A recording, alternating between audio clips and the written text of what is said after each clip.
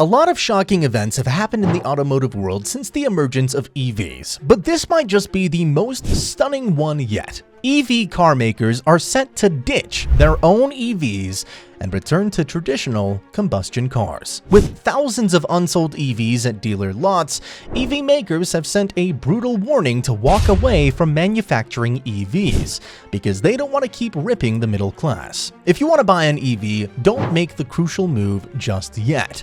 In this video, I'll be exposing the real reasons why EV makers, including big players like GM, Toyota, and Tesla, want to walk away from manufacturing EVs for good.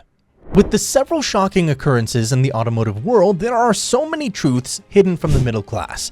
Nevertheless, the hype about EVs is finally over, and people are beginning to see the reality and unreliability of EVs. Consequently, EVs are lining up hopelessly around major dealer lots in the United States. Prices have started crashing down, and EV makers are beginning to doubt the credibility and dependability of EVs, especially among the middle class. If you think the crashing prices of EVs are good news and it's time for you to get an EV for yourself, you might have to think again after watching this video. I'll expose how EV makers are tired of ripping the middle class, the role of government in pushing endlessly for the adoption of EVs, and how this has been negatively affecting the middle class. Did you know EV makers have been making billion-dollar investments in manufacturing EVs? Automotive companies, particularly the big players, have committed billions of dollars in total investments to EVs from 2023 to 2027, hoping to add 1 million more EVs to the road after consumers worldwide spent about $400 billion on electric vehicles in 2022.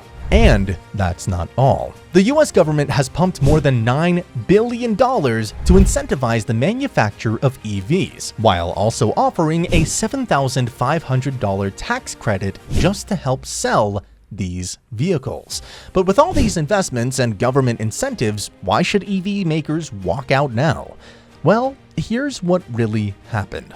Let's talk about how EVs are lining up without buyers at dealer lots despite proposed price slashes and the real reason why EV makers want to walk away. EVs are good for the environment and with a lot of fancy features, but here's the real deal. EVs are heavily overpriced and they come with 4 major issues that I will address later in this video.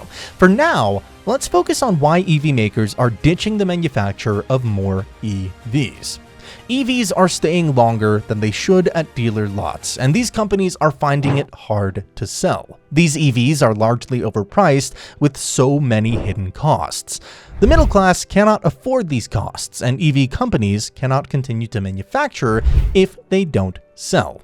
Even the big players like Tesla, Ford, GM, and Mercedes are failing to sell in good numbers and have seriously considered slashing prices. There are 90 days worth of unsold EVs at various dealer lots around the United States, which is a whopping 92,000 EVs lining without anyone to drive them, a figure that triples the number from last year, according to Cox's Automotive. These makers want to entirely ditch the manufacture of these vehicles for now, until they figure out how to sell them. Out of the 36,024 vehicles delivered by GM in the first half of the year, only a minute fraction was sold swiftly. The current scenario has made the dream of delivering 100,000 more EVs in North America a high-stake gamble. Except, of course, if there is a drastic change in the market trend, which looks very much unlikely, at least not anytime soon.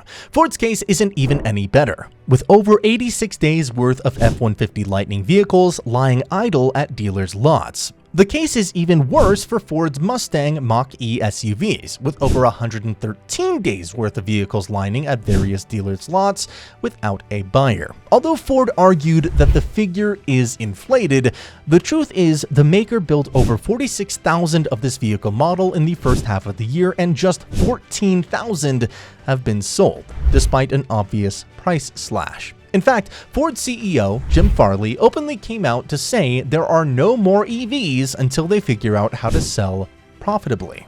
Can you imagine that? So if EV makers themselves are considering walking away, the government should stop forcing us to buy. especially the middle class. The government wants every 2 of 3 vehicles sold in the United States to be electric by 2030, but a lot of people are not on board with this plan, including the big players in the EV market.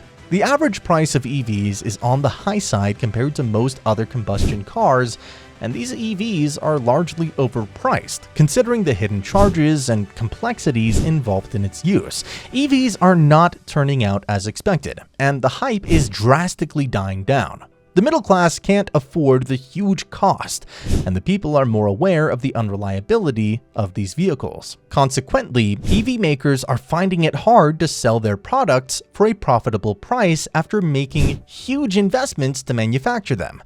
But that's not all. EV makers are tired of ripping the middle class after realizing the unreliability of these EVs. They come with major challenges that I'll expose right away. If you think having price slashes on EVs will make them more appealing and will offer you good timing to buy, you need to see these shocking issues that no one is talking about, including the government that is trying to force EVs down our throats. The first issues with EVs is the range. This challenge is even crazier for individuals in rural areas and those with essential needs to drive several miles often. Sadly, many EV makers lie about the range of vehicles and don't provide full details about factors that can compromise full range and efficiency, like colder weather, terrain, and extra load on the vehicle. This can become an even more significant issue in areas with extreme weather conditions, and for individuals who need their EVs to help transport extra loads. For example, if you use your EV for towing or carrying heavy loads, it will require more battery power for those extra loads, further reducing the maximum range of the vehicle on a single charge. Similarly, the EV performance range can drop by up to 20 to 40% during cold weather, because the lithium-ion batteries that power EVs are less efficient in cold conditions. That means you might have to deal with significant range fluctuations at different times of the year. Using heaters to keep the car warm will attract additional battery power, leading to a further drop in range. Now, imagine living in rural areas with extremely cold conditions and mountainous terrain. Do you know what the bigger problem is? Getting a full charge for the maximum range. And that'll take us to the next issue I'll show you. Complexities with charging include the time of charging and lack of public traveling infrastructure. Imagine living in a rural area with rough terrain and cold climate, driving an EV with a maximum range of 300 miles under ideal conditions, but a charging station is over 100 miles away. Driving that far to get your vehicle charged is one issue, and having to wait hours to get a full charge is another. But the biggest of them is exhausting more than 25% of the full charge just to return home, and then reserving another 25% for the next charge, leaving you with only 50% of your battery capacity for other runs. Sounds ridiculous, right? But that's the sad reality of EV owners in most rural areas. The lack of public charging infrastructure means drivers will have to cover long distances to get their vehicles charged.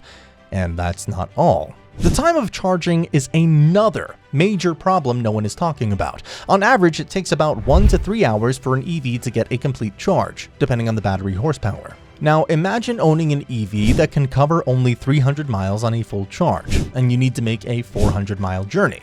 You definitely have to stop for a recharge. It might feel a little better when you have a charging station along the route to your destination, but what if you don't? Now, think about the extra hours you'll spend waiting in queue for your turn to charge, and the time for your EV to charge. It's a lot of inconvenience and time wasting. Some people might suggest having a charge port at home.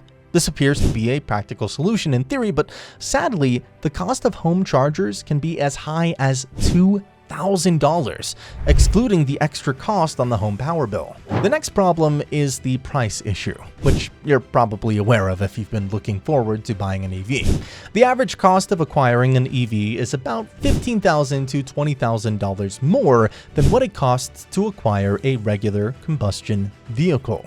This does not include the higher insurance price of EVs due to high repair costs in case of accidents. Other hidden costs include the higher charging cost that replaced gas costs and the higher cost of maintenance and repair. Let's not even talk about how fast EV batteries depreciate, which in turn drops the value of your vehicle within a short while. The battery efficiency of an EV can drop as high as 30% after the first 60,000 miles drive or thereabout. The last but not least issue is the all-new tech innovations of EVs. While having advanced technologies in vehicles is a very much welcome development, having completely new tech features in EVs might not be as great as it sounds, because most EVs do not have physical operating systems or buttons, but rely solely on software, touchscreen, and several advanced driver assistance systems. These innovations are not fully developed yet, with a lot of bugs and frequent software malfunctions.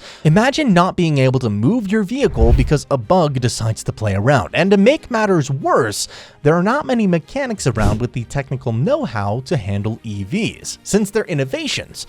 And when you find one, be ready to pay a huge fortune.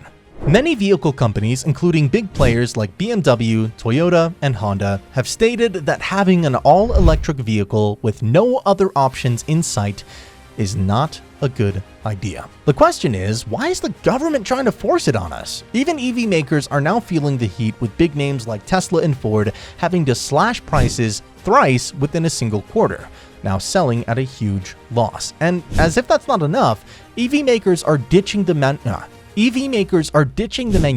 of EVs in the best interest of their business and the middle class. Let me know what you think. Do you agree with the manufacturers walking away from making more EVs, or do you think the government is having too much influence on the EV market?